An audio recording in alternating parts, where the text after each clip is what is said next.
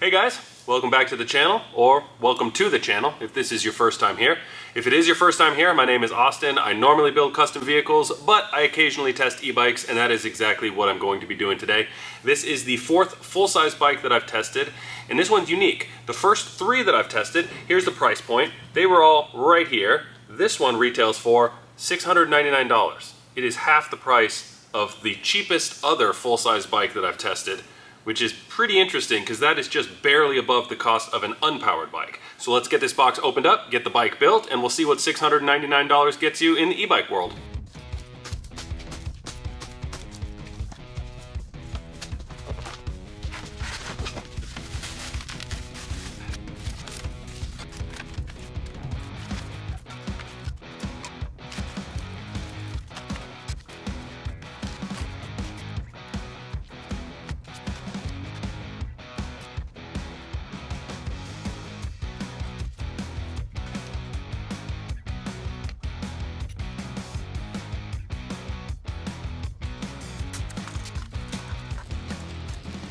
All right guys, so we are going to be looking at four things on this bike. The first is going to be the assembly process. The second is going to be going over what the specs are on the bike. The third is going to be comparing what those specs are supposed to be to what they are in real life, which is mainly just top speed and how far can it travel on the battery. And then the fourth is the overall fun factor on the bike, because sometimes the specs don't tell the full story. Now, assembly is obviously the first test that we have accomplished, and for that we look at two things. How easy was it to assemble, and what's the initial build quality like? As far as ease of assembly, it's right in the middle of the other bikes. Basically, they've all been more or less the same. You have to install the fenders if they've got them, the front tires, that kind of thing. I did have to adjust the brakes. That was the only setting that wasn't dialed in from the factory.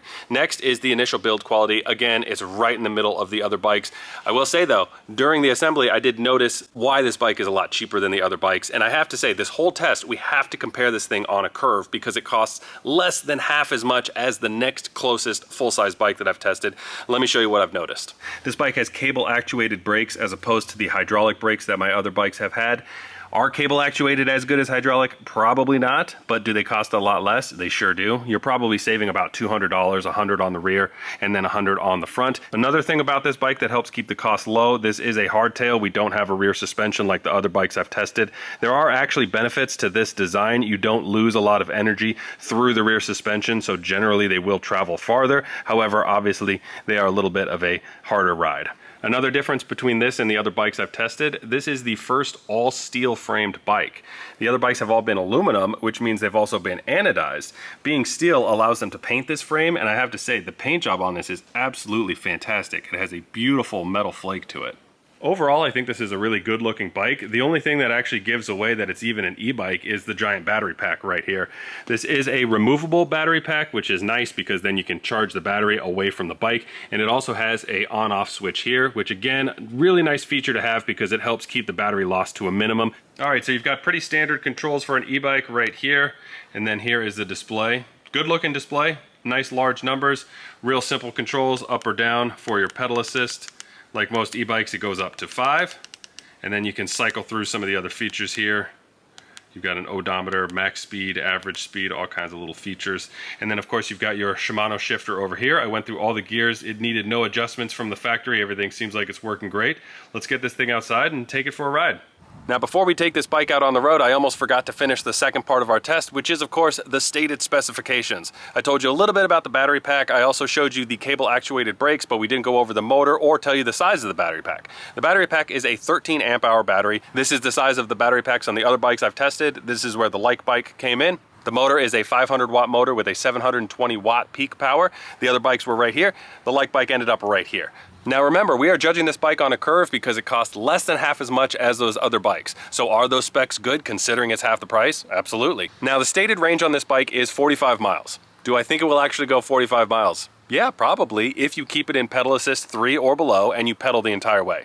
If you're like me, you have it on pedal assist 5 and you are full throttling it everywhere you go. Oh, the throttle, by the way, it's a twist throttle. Some of them have thumb throttles. This is a half twist throttle. I love the half twist throttle. I'm in the throttle 100% of the time. That's what makes these bikes fun. Pedal assist 5, throttle all the way, pedal whenever I feel like it. Under those circumstances, what do I expect it to actually get? About 20 miles. That's my guess. It's usually just a hair under half when you drive it like a crazy person, which is what I do. Now let's go test this thing. So I started off by taking this bike on a little off-road trail near my house, which leads to a nice straightaway where I like to do my top speed testing. Unfortunately, I then found out that this bike is limited to 20 miles per hour from the factory, so I decided to pull over, go into the settings menu, and see if I could increase that limit. I couldn't figure it out on the side of the road, so I decided to head back to the house, get this battery fully charged, get in touch with Likebike, and see if I could remove that top speed limiter. All right, so I talked to the good folks over at Likebike to see if I could get that speed limiter removed, and they told me exactly how to do it. So we'll go ahead and power up our little computer here. We'll hit the plus and the minus at the same time to get into our settings menu. Once we're in the settings menu, we will hit the plus until we get to number 6. Once we are there, we will then hit I right here. That drops us down to the bottom. You see we are currently limited at 20 miles per hour. We will go ahead and go up to 32. That is the highest. If we go one more, we end up at 12. So we go to 32, then we will long hold I until we get back to the main display. All right, we are fully charged. We have our top speed limiter removed. Let's go ahead and see what the top speed is, and then we'll jump right into our long range test and see how long this battery will last. It's already noticeable that that top speed limiter is gone. Look at this, even with no pedaling, on the off-road trail, we're over 20.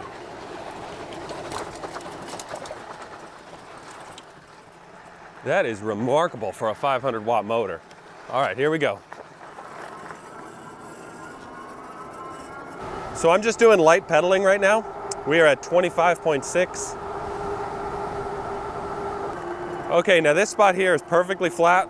We'll go ahead and do only throttle, no pedaling, and let's see how fast it can go.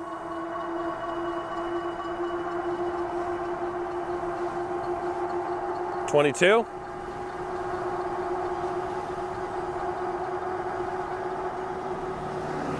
23.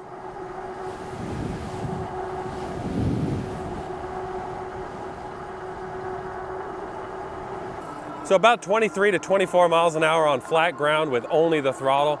With a light pedaling, 24, 25, no problem.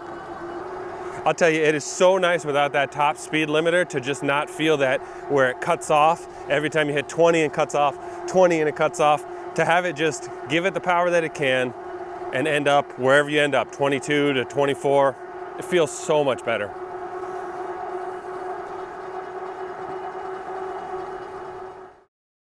All right, so I've been able to put enough miles on the Likebike in order to complete test number 3, which is of course the real life testing, mainly our top speed and our range. The top speed was very easy. Once I de-restricted the bike, it was able to go in that 23 to 25 mile per hour range, and that was all dependent on if the road was going slightly down or slightly up, which is right in line with the stated spec of 25 miles per hour. As far as range goes, that question is a little bit harder to answer because an e-bike is a lot like an escalator, where an escalator never really breaks, it just becomes stairs. An e-bike never really dies, it just becomes a bike. So as the power drops, you still have pedals, so you can still keep it going. So could you get that 45 mile range? I still think you could if you had it in low pedal assist and you were going slow enough, mainly around 15 miles per hour. For my tests, I don't do it that way. I don't try to maximize it because it's pretty obvious that you can get there. I'm just not willing to do that. What I do is a real life test, max throttle, power assist 5, pedaling occasionally, and I was able to get right at 20 miles.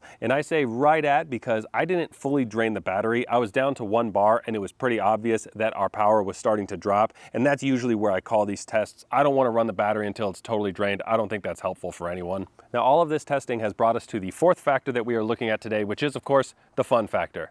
And I don't really think this bike was designed to be fun. I think it was designed to be really practical at an inexpensive price point. And for that, I think they nailed it. If you're looking at 26-inch tires on what looks like a mountain bike frame with a decent sized battery, a decent sized motor that can go 20 miles per hour for very reasonable distances, you're not going to get that for under $700 anywhere else, at least that I've seen. In fact, let me show you what you'll get for $800. This little bike cost $899, and it's a great bike. I have no complaints about it. But this is $899. And this is $699. So if you're looking for a cheap bike, I have to say, I would definitely recommend this one. So that's it for today. Thanks for making it this far. If you guys have any questions about this bike or any comments about different tests that I should be doing on different bikes in the future, make sure to write that in the comments section below. Otherwise, see you guys later. Thanks for watching, everybody. Bye-bye.